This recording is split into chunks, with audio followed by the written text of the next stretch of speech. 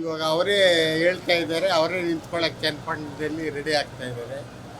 ಇವಾಗ 5 ವರ್ಷ ಹತ್ರ ಆಯಿತು. ಬಿ ಜೆ ಪಿಯವರು ಮಾಡಿಲ್ಲ, ದಳದವರು ಮಾಡಿಲ್ಲ, ಕಾಂಗ್ರೆಸ್ದವರು ಮಾಡಿಲ್ಲ. ಸುಮ್ಮನೆ ಹಿಂಗೆ ಎಲ್ಲ ಕಾರ್ಯಕರ್ತರಿಗೂ ಒಂದು ಇದು ಮಾಡಿಕೊಂಡು ಹೋಗ್ತಾ ಇದ್ದಾರೆ. ಇವಾಗ ಯಾವಾಗ ಮಾಡ್ತಾರೋ ಏನೋ. ಬಟ್ ನನಗೆ ಗೊತ್ತಿರೋ ಹಂಗೆ ಕಾಂಗ್ರೆಸ್ನವರು ಗೌರ್ಮೆಂಟ್ ಇರೋರು ಎಲೆಕ್ಷನ್ ಮಾಡೋದಿಲ್ಲ. ಮಾಡಿದ್ರೆ ನಮ್ಮ ಪುಣ್ಯ, ಎಲ್ಲರ ಪುಣ್ಯ. ಆದರೆ ಇವ್ರಿಗೆ ಬೇಕಾಗಿಲ್ಲ. ಎಲ್ಲ ಪಾರ್ಟಿಯವರು ಒಂದಾಗಿ ಇವತ್ತು ಈ ಕಾರ್ಪೊರೇಷನಲ್ಲಿ ನಮ್ಮಂಥ ಕೌನ್ಸಿಲರ್ಗಳಿಗೆ ಇವರಿಗೆ ಸುಮ್ಮನೆ ದುಡಿಸ್ಕೊಂಡು ಇದು ಮಾಡ್ತಾಯಿದ್ದಾರೆ. ಇದು ಎಲೆಕ್ಷನ್ ಮಾಡೋದಿಲ್ಲ. ಮಾಡಿದ್ರೆ ನಮ್ಮ ಅದೃಷ್ಟ. ಏನಾದರೆ ಒಳ್ಳೆಯದು, ಎಲ್ಲ ಕಾರ್ಯಕರ್ತರಿಗೂ ಒಳ್ಳೆಯದಾಗುತ್ತೆ.